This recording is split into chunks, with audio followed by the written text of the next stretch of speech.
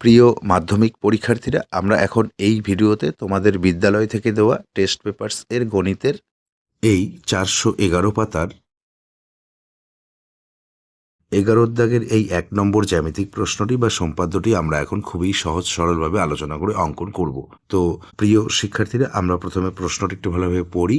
প্রশ্ন এখানে আমাদের দেওয়া রয়েছে এবিসি একটি ত্রিভুজ যার ভূমি বিসি 5 সেমি, কোণ এবিসি 100 ডিগ্রি এবং এবি সমান 4 সেমি।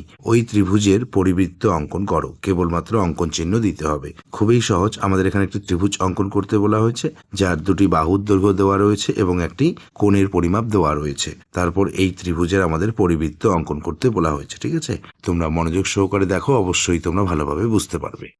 তো প্রিয় শিক্ষার্থীরা, আমরা প্রথমে প্রশ্নে দেওয়া ত্রিভুজের বাহু দুটির দৈর্ঘ্য নেই। ঠিক আছে, বিসি বাহু হচ্ছে 5 সেমি। দেখো, এই যে শূন্যের বড় দাগ, এই যে 5-এর বড় দাগ, 2 বিন্দু যুক্ত। একইভাবে 4 সেমির পরিমাপটিও নেই। শূন্যের বড় দাগ, 4-এর বড় দাগ, 2 বিন্দু যুক্ত। এটি হচ্ছে 5 সেমি, দেওয়া রয়েছে বিসি। এটি হচ্ছে 4 সেমি, দেওয়া রয়েছে এবি। এরপর আমরা প্রশ্নে দেওয়া এই 100 ডিগ্রি কোণটির পরিমাপ নেব। ঠিক আছে, কোণ এবিসি হচ্ছে 100 ডিগ্রি। তো তার জন্য এই যে খাতার পেজে, এই যে এখানে আমরা একটি প্রথমে সরল রেখা নেব। এই যে এভাবে মাঝে বিন্দু করব। চাঁদার এই যে এটি হচ্ছে বিন্দু, এই বিন্দুটি এই বিন্দুর উপরে বসাতে হয়, আর চাঁদার এই যে কালো দাগটি বা সরল রেখাটি এই সরল রেখার উপরে ভালোভাবে মিল করে বসাতে হয়। ঠিক আছে, দেখো, এই যে 90 আর এই যে 100, আমরা ভেতরের স্কেলটি ব্যবহার করব। ঠিক আছে, এই যে 100, এই 2 বিন্দু যুক্ত। 100 ডিগ্রি কোণটি আমরা পেন্সিল কম্পাসের যে কোনো পরিমাপ নিয়ে অঙ্কন করে দেব।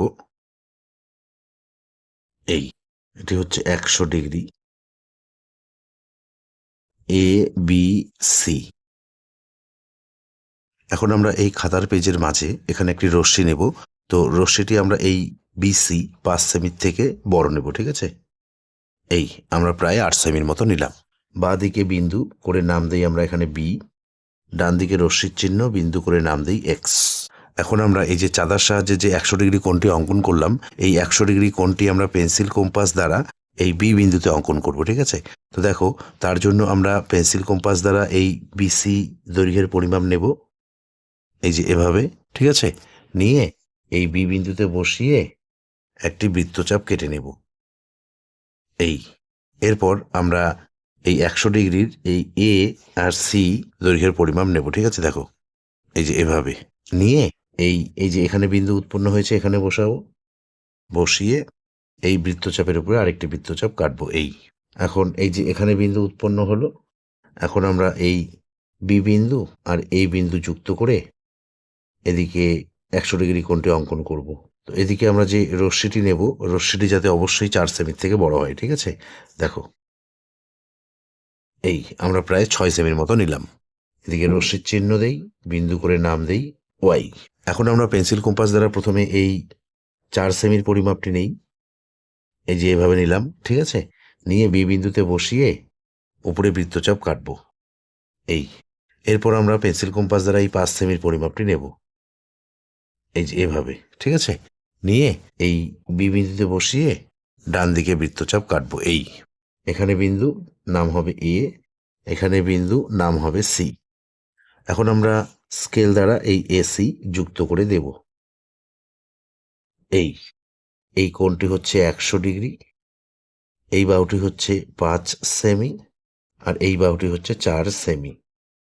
তো প্রিয় শিক্ষার্থীরা, আমরা এই যে এ বি সি ত্রিভুজটি অঙ্কন করলাম, যার এবি বাহু 4 সেমি, বিসি বাহু 5 সেমি এবং কোণ এবিসি হচ্ছে 100 ডিগ্রি। তো এখন আমরা এই ত্রিভুজের পরিবৃত্ত অঙ্কন করব। তো পরিবৃত্তটি অঙ্কন করার জন্য আমরা এই এবি আর বিসি এই দুটি বাহুকে সমদ্বিখণ্ডিত করব। তো আমরা এখানে প্রথমে বিসি বাহুটিকে সমদ্বিখণ্ডিত করি। ঠিক আছে, তো বিসি বাহুটিকে সমদ্বিখণ্ডিত করার জন্য পেন্সিল কম্পাস দ্বারা আমরা এই বিসি দৈর্ঘ্যের পরিমাপ নেব। এই যে এভাবে নেব। ঠিক আছে, নিয়ে কাঁটাটি আমরা এই সি বিন্দুতে বসিয়ে রাখবো। রেখে উপরে একটি বৃত্তচাপ কাটবো এবং নিচে একটি বৃত্তচাপ কাটবো। এরপর এই পরিমাপটি আমরা এই বি বিন্দুতে বসাবো। বসিয়ে উপরের বৃত্তচাপের উপরে আরেকটি বৃত্তচাপ এবং নিচের বৃত্তচাপের উপরে আরেকটি বৃত্তচাপ। এদিকে স্পর্শ করলো না, তো আরেকবার সেই বিন্দুতে বসিয়ে কেটে নেব। এই এখানে বিন্দু উৎপন্ন হলো, এখানে আমরা নাম দেই পি। এখানে বিন্দু উৎপন্ন হলো, এখানে আমরা নাম দেই কিউ। এখন আমরা স্কেল দ্বারা এই পি আর কিউ বিন্দু দুটি যুক্ত করে বিসি বাহুর সমদ্বিখণ্ডকটি অঙ্কন করব। ঠিক আছে, দেখো এই একইভাবে আমরা এই এবি বাহুটিকেও সমদ্বিখণ্ডিত করব। তার জন্য পেন্সিল কম্পাস দ্বারা আমরা এবি বাহুর দৈর্ঘ্যের পরিমাপ নেব, এই যে এভাবে। ঠিক আছে, নিয়ে কাঁটাটি বি বিন্দুতে বসিয়ে রেখে বাঁ দিকে বৃত্তচাপ কাটব এবং ডান দিকে বৃত্তচাপ কাটব। এই পরিমাপটি এই যে এ বিন্দুতে বসাবো, বসিয়ে বাঁ দিকের বৃত্তচাপের উপরে আরেকটি বৃত্তচাপ এবং ডান দিকে বৃত্তচাপের উপরে আরেকটি বৃত্তচাপ। ঠিক আছে, একইভাবে এই যে এখানে বিন্দু উৎপন্ন হলো, এই বিন্দুর নাম দেই আমরা আর। এই যে এখানে বিন্দু উৎপন্ন হলো, এই বিন্দুর নাম দিই আমরা এস।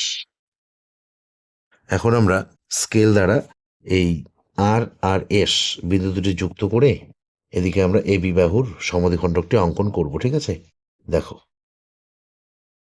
এই তো প্রিয় শিক্ষার্থীরা, দেখো এই যে বিসি বাহুর সমদ্বিখণ্ডক হচ্ছে পি কিউ আর এবি বাহুর সমদ্বিখণ্ডক হচ্ছে আর এস। এই দুটি সমদ্বিখণ্ডক পরস্পর এই যে এখানে ছেদ করেছে। ঠিক আছে, এই যে এখানে এখানে আমরা নাম দেই ও।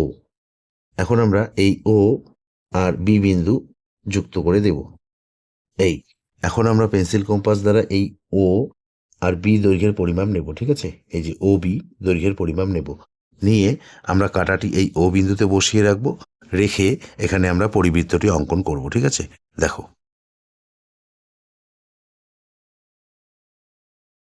এই তো প্রিয় শিক্ষার্থীরা, আমরা এই যে এ বি সি ত্রিভুজের পরিবৃত্তটি অঙ্কন করলাম। ঠিক আছে, এখন আমরা এই চিত্রটির বা সম্পাদ্যটির নিচে একটি লাইন ভালোভাবে সাজিয়ে লিখব।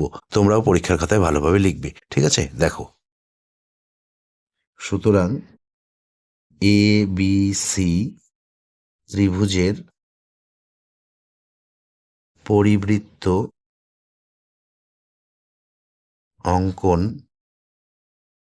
করা হলো, যার পরিবেশার্ধ এই ওবি হচ্ছে পরিবেশার্ধ, ও বি সমান ওবির দৈর্ঘ্য আমরা স্কেল দ্বারা মেপে নেব এই 3.7 সেমি। ঠিক আছে, 3.7 সেমি প্রায়।